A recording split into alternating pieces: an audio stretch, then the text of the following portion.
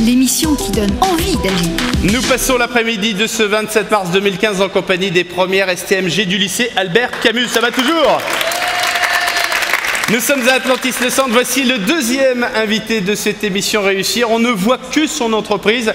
La question, est-ce qu'on ne voit que lui quand on l'invite à la radio filmée de surcroît? Voici Christophe Durand, le dirigeant de Transport Urgent.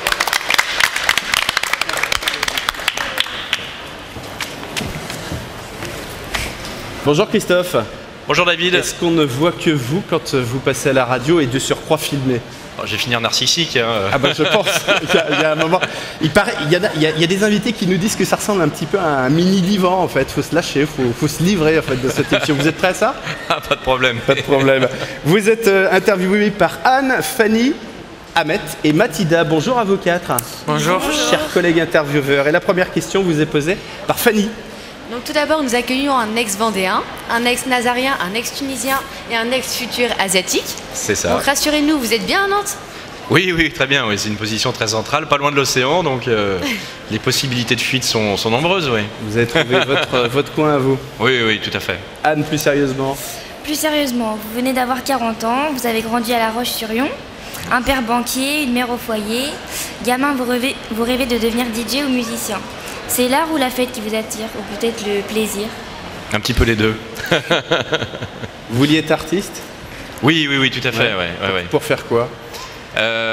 Pour faire la fête. La chanson Grosse sensibilité musicale, plutôt tournée vers la musique, mais fatalement des parents qui me poussent vers des études plutôt tradies, donc voilà, j'emprunte une voie plutôt classique comme nos élèves, à faire un cycle STMG qui s'appelait G à l'époque. C'est ça, voilà. on va en parler de vos études. Mathilda? L'école, ce n'est pas votre tasse de thé, vous redoublez les 2 fois. Quelle classe? Alors la seconde et la première, je suis un doublé gagnant. Hein. Voilà, mais non, au final, c'est vrai que les études m'ont plutôt beaucoup poursuivi. Mes parents aussi. Un peu cancre? Pardon? Un peu cancre ou turbulent? C'est quoi le profil? Pas très travailleur. Voilà, au final, je me demandais un petit peu ce que je foutais à l'école. Voilà. Et comment réagissaient vos parents? Pas bien.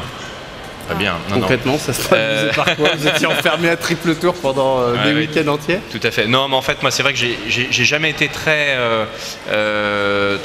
axé sur les études. Mes parents m'ont toujours poussé à en faire. Au final, aujourd'hui, je les en remercie fortement grandement, parce que sans diplôme, c'est très compliqué de trouver du boulot. Hein, au final, le plus important, c'est le premier job. Donc à partir du moment où on a un premier job, on peut faire ses preuves par soi-même. Mais c'est vrai qu'un employeur va difficilement recruter quelqu'un qui n'a pas de boulot. C'est clair. Ahmed. Voilà.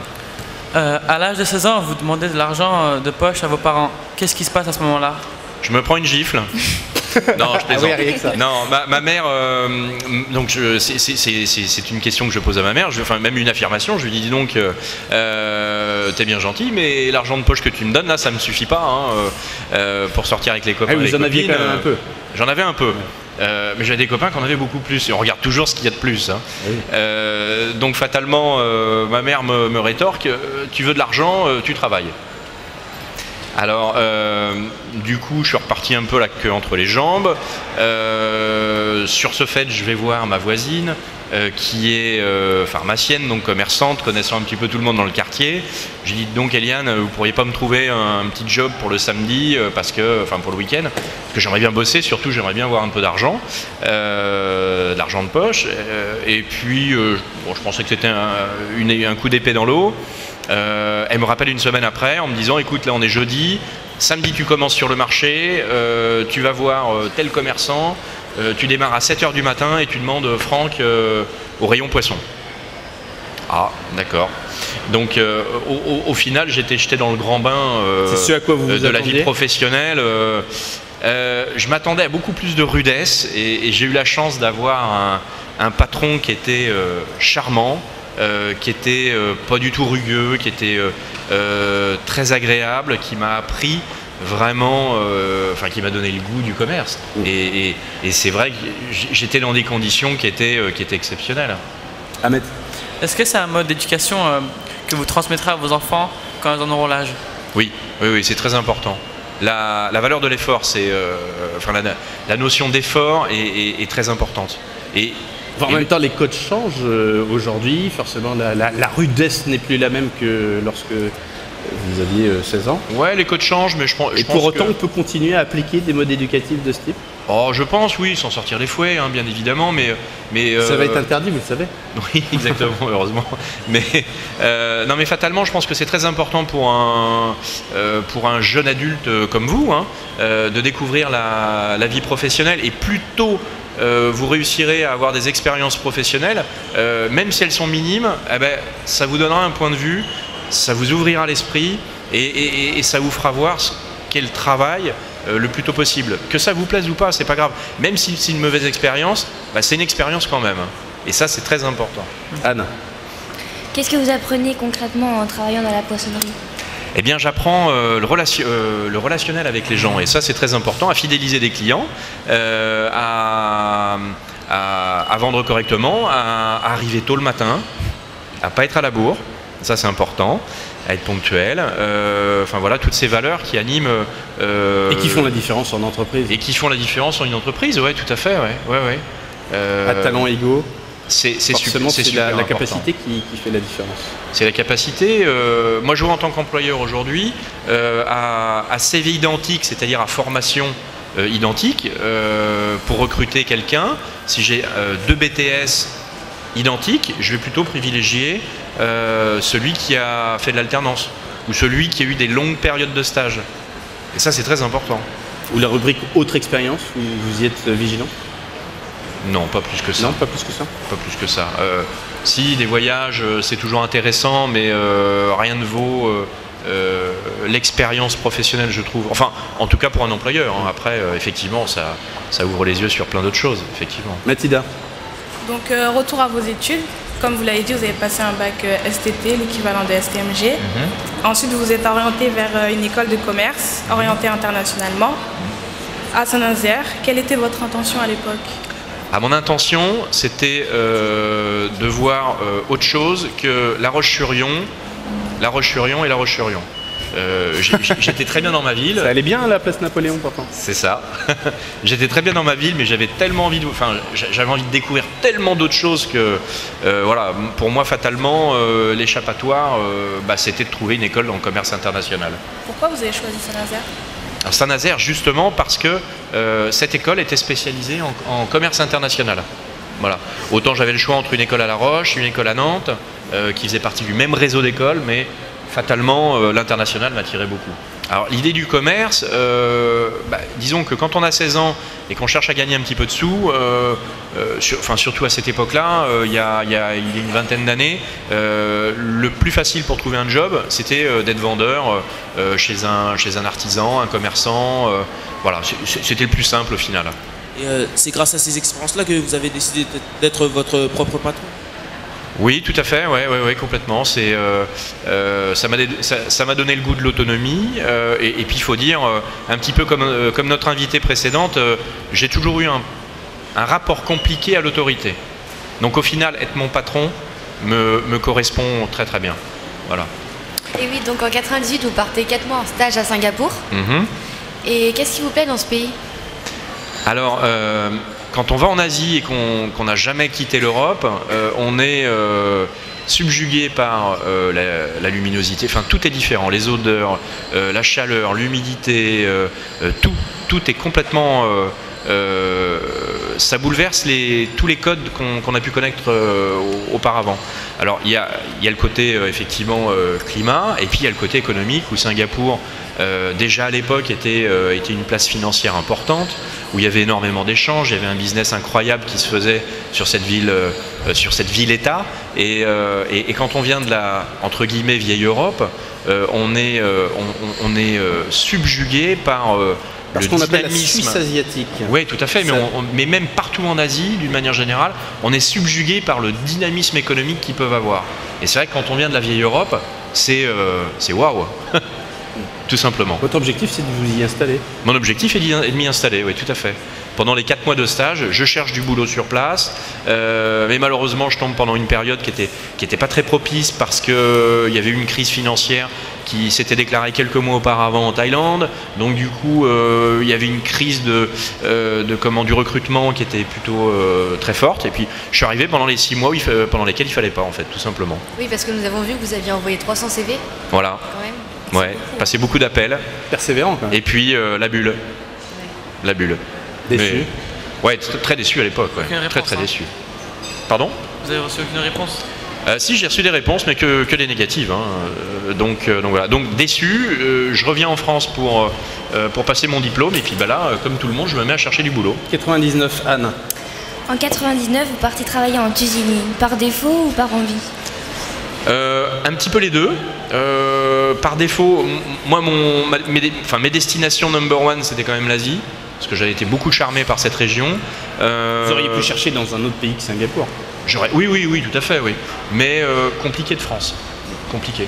Donc du coup, j'envoie des CV, hein, comme tout le monde, et puis je suis convoqué à un entretien chez un gros transporteur régional, et puis je passe les différentes étapes de recrutement, et là à ce moment-là, on me dit, bah écoutez, il y a une place qui se libère à Tunis, est-ce que ça vous branche?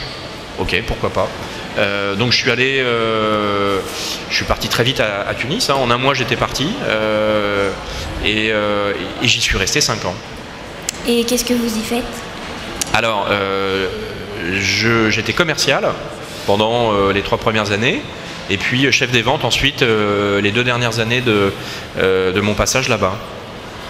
Qu'est-ce que vous retenez de la Tunisie? Alors la Tunisie, c'est la Suisse du Maghreb.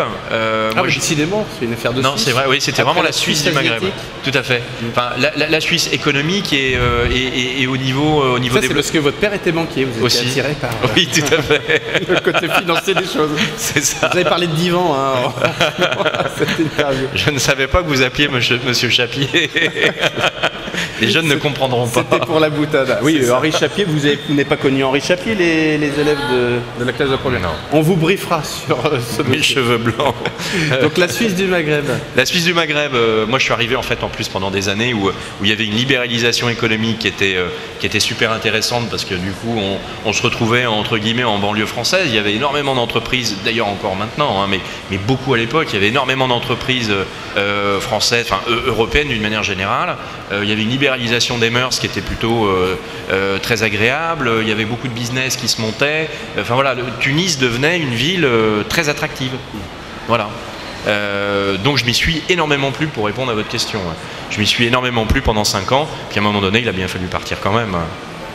Anne. Vous dites que vous étiez un carré. La Tunisie vous a arrondi?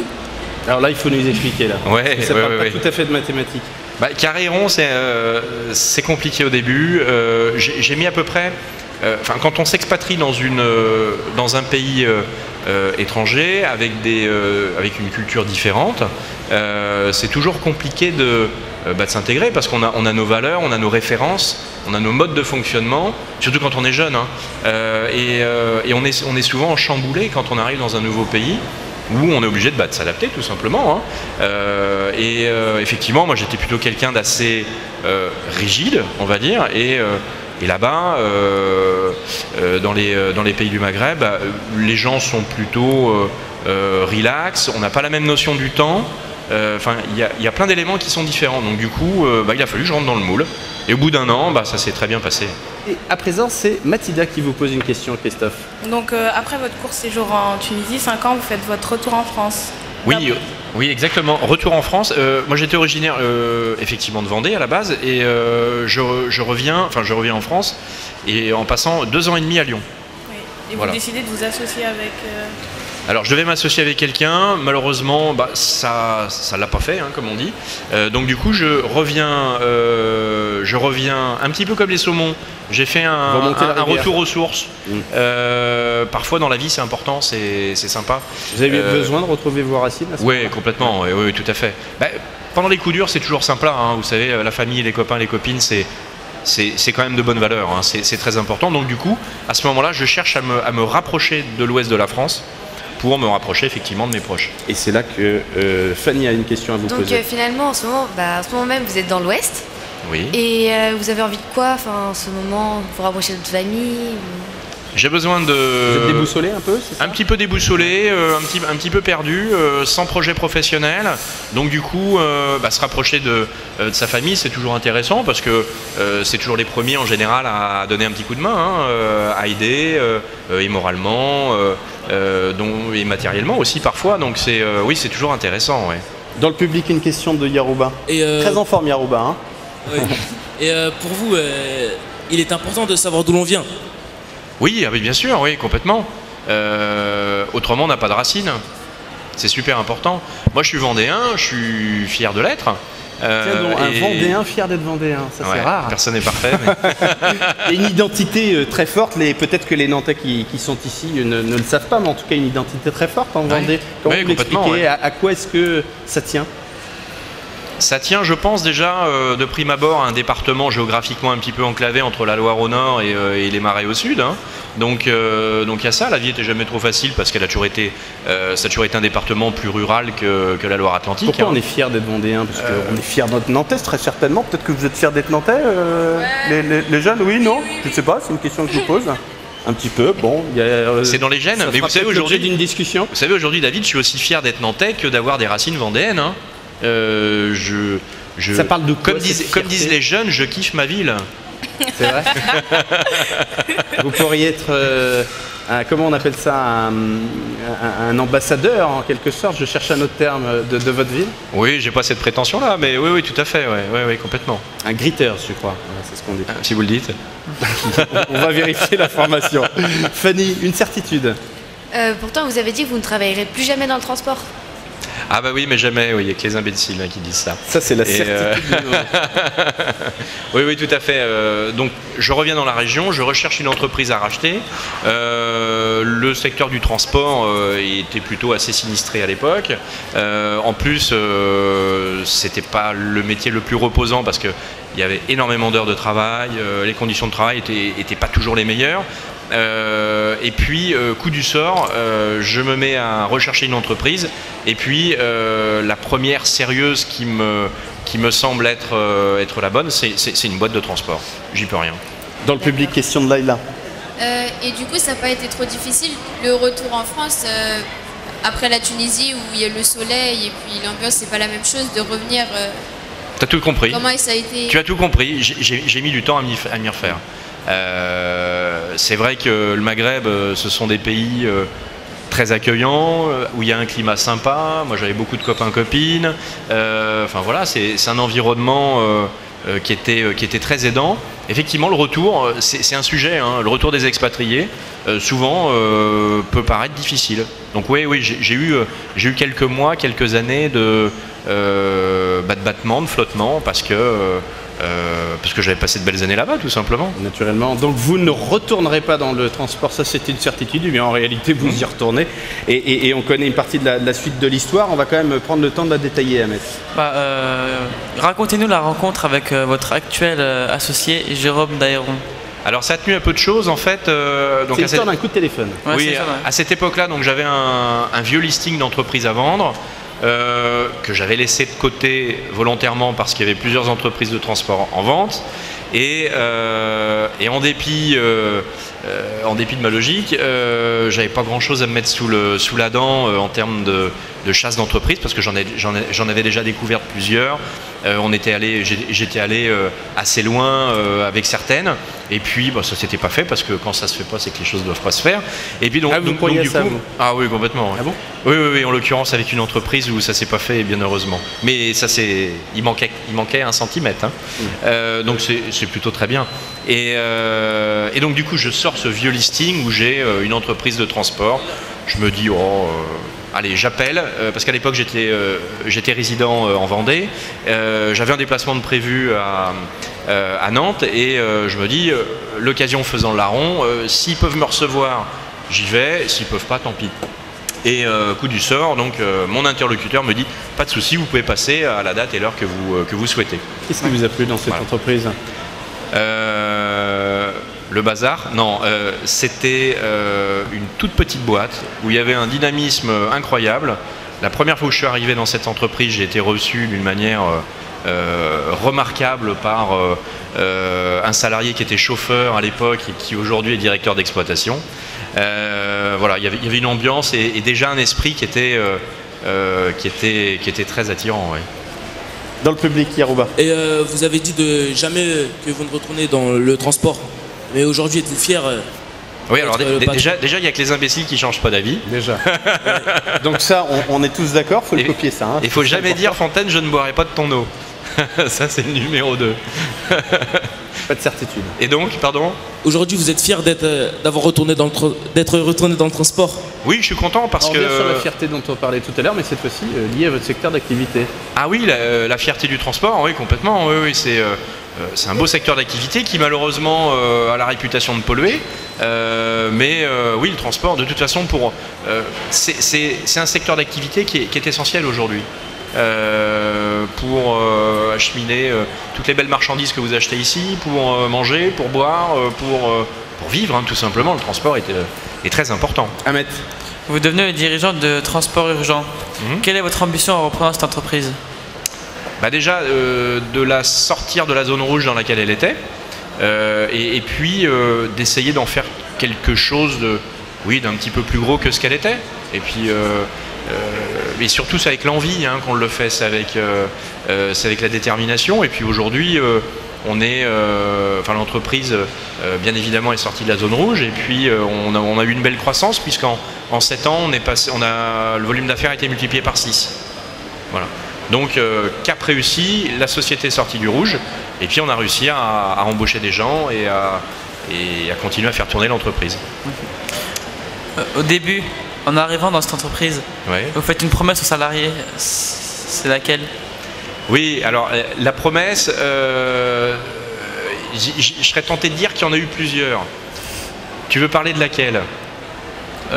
Notamment du fait d'avoir proposé aux salariés de s'émanciper, de prendre des responsabilités. Alors, quand j'arrive dans l'entreprise, il y a un petit gars qui en voulait, qui était chauffeur, qui souhaite...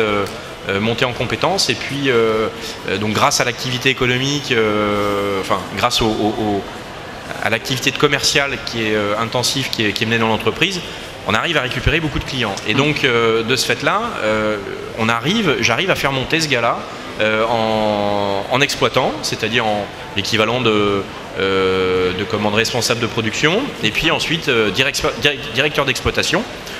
Donc il est passé de chauffeur exploitant à directeur d'exploitation et aujourd'hui il gère une petite trentaine de chauffeurs. Anne. Un mot sur les 5 métiers de Transport Urgent et sa clientèle.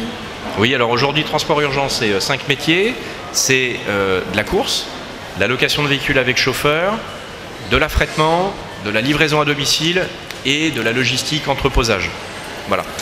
On reste, quoi qu'il en soit, une PME, jamais on aura 400 salariés. Aujourd'hui, on est entre 35 et 40 personnes, mais jamais on sera 400 parce que nous évoluons aujourd'hui dans une niche d'activité, c'est-à-dire un tout petit secteur d'activité dans le transport où les gros transporteurs ne s'installent pas parce qu'il n'y a pas suffisamment à récupérer comme volume d'affaires.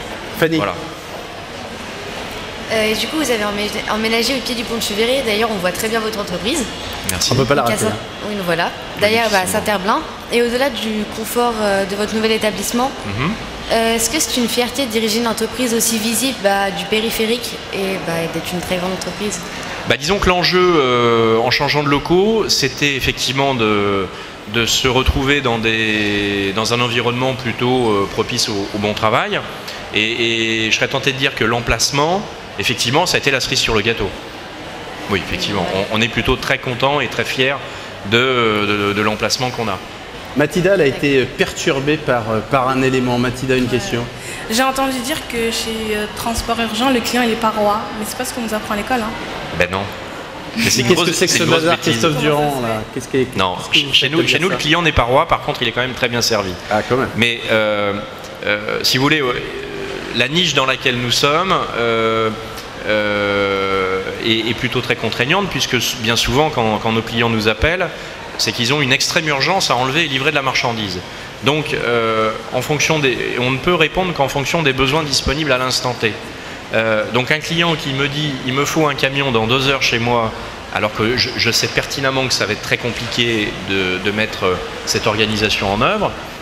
Chez nous, on ne ment pas aux clients, parce qu'on n'est pas capable de tout faire dans les délais que nos clients veulent, mais par contre, si j'ai un camion disponible dans les 3 heures, effectivement, je réponds au client, je peux vous mettre un véhicule à disposition dans les 3 heures. Ça veut dire aussi, au-delà de ça, que vous ne pourriez pas travailler avec n'importe qui. Non, chez nous, on a le respect de la parole donnée. Et ça, c'est extrêmement important. Hein. On entend de plus en plus quand même des slogans derrière. Évidemment, le côté amusant de la question de Mathilda tout à l'heure, on entend quand même de plus en plus de dirigeants d'entreprise dire le client n'est pas roi, ça parle de parole donnée comme vous le dites, mais ça parle peut-être aussi de se respecter davantage soi-même. Ah oui, complètement, parce que ça parle de ça pour vous? Oui, tout à fait. À partir du moment où on a une pression en tant que dirigeant qui est démesurée par rapport à des clients extrêmement exigeants, et si en tant que dirigeant on n'est pas capable de dire non, à ce moment-là, la pression, on la fait reposer sur les salariés. Et à un moment donné, le climat social commence à s'en faire ressentir. Et ça, c'est pas acceptable. Donc, à moi en tant que chef d'entreprise, de protéger mes salariés et mon organisation de dérives que peuvent avoir parfois certains clients. C'est rarement le cas, mais on sait remettre les choses dans l'ordre. Avec cette intention-là. Complètement, oui. Ahmed. Il y a 6 ans, en 2009, Transport Urgent atteint une taille d'entreprise qui vous fait que vous avez réussi. Pour vous, c'est quoi réussir? Vous avez réussi quoi, je veux dire? Vous avez réussi quoi? Oui, parce que ça, c'est la dernière question, ça veut dire quoi réussir. Qu'est-ce que vous avez réussi avec votre entreprise? Avec cette taille honnêtement, significative? Je sais pas. Non, c'était déjà de prime abord de sortir la société de la zone rouge, et puis de réussir à offrir aux salariés un climat acceptable, un climat qui leur permet de s'épanouir eux aussi. Mathilda. Voilà. Donc à partir de là, vous commencez à réfléchir à une deuxième partie de vie. Qu'est-ce qui résume la première partie de votre vie? La première, une envie farouche de réussir. Voilà, de prouver, de se prouver quelque chose, et fatalement prouver des choses aussi à son entourage. 2009, c'est une forme d'Everest pour vous. C'est ça. C'est ce que vous dites. Mathilda, je vous ai coupé l'herbe sous le pied. Il y a une association qui est géniale d'ailleurs qui s'appelle Chacun son Everest, qui est à Chamonix, et j'aime beaucoup. Pourtant, il y a le Mont Blanc à Chamonix, je comprends rien. Oui, tout à fait. Oui. Chacun son Mont Blanc. Chacun son Mont Blanc. Et qui est une asso qui fait quoi du coup? Qui aide des personnes handicapées à évoluer en milieu montagnard, en randonnée. Et je trouve ça génial. Mathilda. Comment s'appelle la deuxième partie de votre vie? Comment je l'appelle? Elle va s'appeler stabilité et famille. Anne. Vous avez été accompagné par le réseau Entreprendre. En quoi ce réseau vous a-t-il aidé? Alors, ce réseau Entreprendre, avant tout, c'est un réseau de plus de 200 chefs d'entreprise qui s'impliquent et qui payent des cotisations dans cette association dans le seul but d'accompagner les créateurs et repreneurs d'entreprises. Donc moi, j'ai frappé à leur porte quand j'ai repris Transport Urgent. La porte m'a été grande ouverte, donc j'ai eu un accompagnateur. Je faisais partie d'un club où il y avait il y avait quelques repreneurs et créateurs d'entreprises. Donc Réseau Entreprendre m'a aidé à me sentir moins seul en tant que dirigeant, parce que quand on dirige une entreprise, quand bien même j'ai un associé, on évolue toujours dans le même milieu, dans le même secteur, avec les mêmes gens. Donc ça permet de sortir la tête de l'eau, de se faire aider, d'avoir de nouvelles idées. Et ça, c'est extrêmement important. Et aujourd'hui, le milieu associatif, parce que c'est un milieu associatif lié à l'entreprise, eh bien, moi je dis chapeau, parce que monter une entreprise en France, c'est compliqué, ou en reprendre une, c'est un peu le même... Qu'est-ce qui est compliqué? Ce qui est compliqué, c'est toute la partie administrative du montage, et puis au quotidien, une fois que l'entreprise est lancée, il y a énormément de documentation à fournir aux administrations, et ça, c'est vrai que c'est bloquant. Hein. Alors, chez Réseau Entreprendre, il y a un principe, Anne. Donc, chez Réseau Entreprendre, il faut aider les autres. Quand on a été aidé, comment aidez-vous les autres maintenant? Exactement. Alors, à partir du moment où je suis sorti de la période accompagnée, eh bien maintenant, je suis devenu accompagnateur. C'est-à-dire que je suis adhérent, je suis membre adhérent, de Réseau Entreprendre et j'accompagne une des 2 promos annuelles de l'année dernière, qui est le Club 21, qui représente une quinzaine de repreneurs et créateurs d'entreprises, où on a des rendez-vous mensuels et des rendez-vous ponctuels, justement pour échanger. L'astuce de Christophe le mois dernier, la suggestion, le conseil justement à cette promotion, c'était quoi concrètement? Qu'est-ce que vous leur conseillez aux entreprises que vous accompagnez maintenant? C'est quoi le plus important? C'est pas évident de répondre à ça, je vois bien que vous cherchez parce qu'évidemment il y a tellement de choses à prendre en compte. Le plus important, je serais tenté de dire, c'est de se respecter soi-même, parce que quand on monte une entreprise, on est tenté, on est même obligé de travailler 15 heures, 18 heures par jour, plus que 8. Donc l'idée c'est de sortir très vite de cette zone rouge pour retrouver un équilibre personnel. Hein, il y a 3 sphères dans la vie qui sont les sphères personnelles, professionnelles et occupationnelles. Et c'est vrai qu'on peut se permettre un temps, mais plutôt assez court, qui est une des 3 sphères qui empiète sur les 2 autres. Il ne faut pas que ça soit durable. Fanny? Donc on a entendu dire que vous étiez intéressé par le concept d'entreprise libérée. Oui. Donc, pour éclairer un peu la lanterne des gens parmi nous, donc c'est quoi une entreprise libérée? Alors l'entreprise libérée, ça va plaire aux jeunes. Les entreprises libérées, c'est des entreprises dans lesquelles il n'y a plus de patron. Non, je plaisante. Alors moi, mais je teste le public pendant ce temps-là. J'écoute les réactions. Non, il n'y a pas de réaction. Ils se sont tous tassés de 10 cm. Continuez. Il n'y a plus de patron. Non, ça leur paraît normal. Je ne sais pas. C'est bien, ça, Leïla, une réaction? Leïla, ça vous plaît? Bah ouais, c'est bien, comme ça tout le monde peut avoir une décision et bon, voilà. Bon, vous votez pour vous? Dans votre entreprise, vous êtes dans le même niveau que vos salariés? Pas encore, mais on y travaille. En fait, l'entreprise libérée, et il y a beaucoup de grosses entreprises qui commencent à s'y mettre. Hein. J'ai appris dernièrement que Decathlon commençait à entreprendre cette démarche depuis quelques temps. À fond de la libération. Tout à fait. En fait, l'entreprise libérée, c'est d'essayer au maximum de niveler les différents, enfin de remettre au même niveau tous les niveaux hiérarchiques. C'est-à-dire que avant l'entreprise de papa, entre guillemets, qui était gérée à l'ancienne, c'était les salariés en bas, les chefs d'équipe, les directeurs et le grand patron. Et bien aujourd'hui, l'entreprise libérée tend à supprimer Il y a plus de chef de service. Une grande partie justement des échelons intermédiaires. Et ça permet à chaque salarié, quand bien même il soit agent de maîtrise ou ouvrier, eh bien, de s'exprimer librement dans son travail et prendre des responsabilités qu'il n'avait pas auparavant. Mais ça risque pas de provoquer une sorte de bazar, parfois, une sorte de flou qui fait qu'on ne sait pas qui doit prendre telle ou telle décision? Aujourd'hui, on est un peu en version bêta, c'est-à-dire que c'est une expérimentation. Ouais, c'est une expérimentation. Il y a quelques entreprises qui l'appliquent.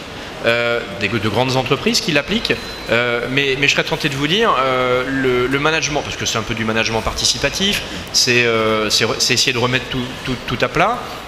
Dans nos PME, au final, on n'a jamais abandonné ce concept-là. C'est-à-dire que quand un dirigeant a un doute, bien souvent, il va questionner ses salariés. Et généralement, moi, quand j'ai un doute, la première chose que je vais faire, c'est questionner mes chauffeurs par rapport à... Ah, vous les écoutez et leur demander leur point de vue. Hein. Vous savez, c'est pas parce qu'on est patron qu'on a l'auréole et qu'on sait tout. Voilà, ouais. C'est ça qui est important. Voilà une bonne idée. Donc vous qui êtes jeune et qui allez bientôt rentrer dans le monde du travail dans quelques années, vous aurez peut-être la chance de vivre ça d'une manière plus généralisée, en tout cas que ma génération. Voilà. Mais attention, je précise qu'une entreprise libérée, ça n'est pas... Ça vous tient à cœur. Hein, ouais, tout à fait, ouais, c'est important, ouais. C'est bien, c'est chouette. Ça n'est pas une entreprise où chacun fait ce qu'il veut. D'accord? Mais ça permet simplement de responsabiliser un peu d'ordre, tout le monde. Et ça, à partir du moment où les gens sont considérés et responsabilisés dans une entreprise, voilà, c'est le travail libéré. Pour les jeunes et les personnes qui voudraient devenir leur propre patron, quelles sont les qualités essentielles pour le devenir? Premièrement, il faut être pugnace. Il faut rien lâcher. Faut rien lâcher. Quand on a un objectif, si un jour tu as un projet de création d'entreprise et que tu en es intimement convaincu, c'est-à-dire que ça te tient aux tripes, hein, et ton cœur te dit c'est l'opportunité, il faut y aller maintenant et c'est la bonne idée. voilà, à ce moment-là, il faut rien lâcher, il faut même plus réfléchir, il faut aller tout droit. Comment on fait pour écouter son cœur? Ça, c'est une... Moi, j'attends une réponse de votre part parce que ça peut vraiment les aider, les jeunes. Comment on fait pour écouter sa petite voix intérieure et donc prendre la bonne décision? Le ressenti est très important, c'est pour ça qu'il faut bien se connaître. C'est compliqué de bien se connaître à votre âge et plus on prend de la bouteille, entre guillemets, mieux on se connaît. Hein. Mais parfois, les chiffres dans notre société, on va dire très cartésienne, ont tendance à rassurer et à l'emporter sur le ressenti, mais il ne faut pas oublier qu'on est quand même, qu'on descend du singe, hein, donc on est un peu des animaux, et que notre reptilien, il ne faut pas l'oublier, et que notre cerveau reptilien, il ne faut pas l'oublier, et que quand on sent quelque chose, faut laisser parler le cœur et le corps, hein, c'est important. Yarouba et puis Fanny ensuite. Fanny, elle a une question depuis un quart d'heure à poser. Allez-y, Yarouba. Et pour vous, pour savoir où on va, pour savoir d'où l'on vient. Ah bah oui, les racines. On revient aux racines. Comme je te disais tout à l'heure, c'est important. Hein. Moi, dans la partie de vie quand je suis rentré en France, ça m'a fait beaucoup de bien de revenir à mes origines, à mes racines. C'est très important. C'est une façon de se connaître. Ouais, complètement. Et c'est. J'étais un peu comme les saumons, hein, vous savez, qui reviennent et qui remontent la rivière. Fanny. C'est important. Et donc du coup, en parlant de saumon, y a-t-il un lien Ah oui, non mais Fanny, elle synthétise. Hein. Y a-t-il un lien entre vous, le jeune Christophe de 16 ans, travaillant dans la poissonnerie, et maintenant 40 ans, qui veut amplifier son entreprise, enfin sa confiance envers les salariés? Oui, parce qu'aujourd'hui, je prends autant de plaisir à aller voir un client que je prenais de plaisir à servir un filet de merlan à mes clients retraités. Donc oui, aujourd'hui, j'ai encore il y a encore un dénominateur commun entre ce que j'étais à 16 ans et maintenant, fatalement. Donc ça veut dire que encore maintenant vous pourriez retourner à la poissonnerie? Sans aucun problème. D'ailleurs, à une époque, quand je suis rentré en France et que j'étais un petit peu entre deux eaux à chercher un petit peu ma voie professionnelle, je m'étais dit, tu vois, t'es trop bête d'être parti à l'autre bout du monde, ou en tout cas d'avoir fait des milliers de kilomètres pour chercher ta voie, parce qu'au final, avoir un banc de poissonnerie dans la région, ça aurait pu être ma voie aussi. Hein. Et là, vous pourriez remonter une poissonnerie avec tous les salariés à la même échelle? Ah oui. Ah oui, sans problème, oui. Par contre, il me faut un guide, hein, quand même. Hein. Non, mais souvent pour ce type de mutation managériale, souvent les entreprises sont accompagnées, parce que c'est à l'opposé de ce qu'on nous a inculqué depuis le début de la révolution industrielle. Il y a toujours eu un patron et puis des salariés. Puis on a toujours émis une échelle de valeur. Et aujourd'hui, l'échelle de valeur, elle va tendre à disparaître. En tout cas, ce qu'on entend chez vous, Christophe, et ce qu'on entend régulièrement chez les dirigeants, c'est que vous raisonnez moins métier précis. Là, vous parlez de poissonnerie, vous êtes dans le transport aujourd'hui, que épanouissement et réponse à un certain nombre de besoins, notamment contribuer à l'épanouissement des salariés, par exemple. Oui, c'est très important, oui, complètement. À partir du moment où on est un patron qui écoute ses salariés, moi personnellement, je trouve qu'on arrive à en obtenir le meilleur. On pose souvent la question aux jeunes de savoir ce qu'ils veulent faire plus tard. Quelle question on pourrait leur poser finalement avec votre logique? Non, mais c'est très compliqué de savoir à votre âge ce que vous voulez faire. Simplement, moi si j'avais un conseil à vous donner, écoutez suivez la voix qui vous fait vibrer. Voilà, et ça c'est très important. Pourquoi? Parce que vous serez... Oui, mais il n'y a pas de travail là-dedans, monsieur. Pardon? Il n'y a pas de travail là-dedans, monsieur, dans cette voie-là, dans ce métier extrêmement réduit. Il y a un côté rationnel aussi, effectivement, à avoir, mais à choisir entre deux secteurs d'activité qui sont porteurs, il faut écouter son cœur, et pas forcément le portefeuille. Et je pense que votre génération, et même la génération Y, l'a bien compris aujourd'hui. Y, c'est ceux qui sont nés entre 80 et 2000. Voilà. Et aujourd'hui, la génération, ça a commencé avec les générations Y et ça poursuit avec vous. Les jeunes salariés ne recherchent pas forcément que le confort financier, c'est-à-dire un bon salaire, mais ils recherchent la reconnaissance. Voilà. Et ça, c'est très important dans les entreprises. Mathilda. C'est quoi votre moteur au quotidien? Mon moteur, à part les quelques camions que je peux avoir, c'est la passion. Non, c'est. Ça, de toute façon, on savait que vous répondriez ça. Hein. C'est ça. C'est la passion. On est très potache dans le transport, vous savez. Et après, c'est la version light aujourd'hui. Voilà. Plus sérieusement, c'est quoi vos passions? Mon moteur, alors encore aujourd'hui, j'ai toujours envie de me lever le matin pour aller diriger mon entreprise, parce que j'estime être dans une organisation plutôt assez vertueuse qui apporte aux gens. Voilà. Et ça, c'est important. Donner, quand on a beaucoup reçu, c'est très important. Puisque vous aimez la fête, racontez-nous une histoire de fête. Non, ça se raconte pas. Non, ça. c'est pas possible. Bon, ça sera hors antenne. C'est bien d'avoir essayé, Ahmed. Merci. Anne. Donc on termine avec un mini portrait chinois. Si vous étiez un disque ou une chanson? Ah oui, portrait chinois. Un disque ou une chanson? Claude François? Claude François. Ouais. C'est l'esprit de fête là qui revient. Oui, voilà, oui, c'est le côté générationnel qui ressort. Ouais. Fanny? Moi, un slogan publicitaire. Un slogan publicitaire. Alors c'est marrant, ça me fait penser à quand on a construit l'entrepôt, donc le nouveau siège social, on avait fait un petit teasing et on avait fait mettre des grandes banderoles de prime abord avec une grande banderole où c'était marqué qui suis-je. Donc tous les gens qui passaient le pont de Cheviré, pendant 6 mois, ils se disaient mais qui c'est celui-là, qu'est-ce que c'est que cette entreprise? Vous avez fait un joli coup quand même, parce que voilà, ça a fait parler. Hein, exactement. Et puis quelques mois après, on a enlevé cette banderole et on a mis indice numéro 1, je suis rapide. Et au fur et à mesure, les gens devinaient plus ou moins ou pas que c'était transport urgent derrière. Donc voilà, c'est mon candidat narcissique. Je vous donne mon slogan publicitaire à moi. Une marque autre que la vôtre, oui, autre que transport urgent. C'est déjà fait avoir une fois, Ahmed. Une marque, Max Havelaar. Ouais, le commerce équitable. Voilà. C'est important. Oui, important, très important. Un pays? Un pays, pas en particulier. J'ai pas de modèle de pays aujourd'hui. Je trouve, si on va dire l'Europe, parce que c'est un beau continent. C'est un sacré pays. Qui se construit et qui est jeune, mais qui a encore besoin d'évoluer. Mais c'est un concept génial. Ahmed? Un véhicule. Un véhicule. Un camion, forcément. Alors, un camion, mais vert. Soit au gaz naturel, ou soit électrique. Ouais. S'il vous plaît, messieurs les constructeurs, fournissez-nous des véhicules qui roulent et qui roulent propre. Voilà, on en a marre du pétrole. Même nous, transporteurs, on en a marre du pétrole. Dans une prochaine émission, peut-être dans un autre format, on détaillera davantage éventuellement l'offre de transport urgent. Mais effectivement, on sait que c'est une valeur très importante pour vous. Pour terminer, Mathilda. Ça veut dire quoi réussir pour vous? Réussir, c'est réussir. Tiens, mais quelle question! Pour moi, réussir, c'est être heureux, en fait, tout simplement. Réussir sa vie, c'est d'être heureux et de rendre heureux aussi son entourage. Hein.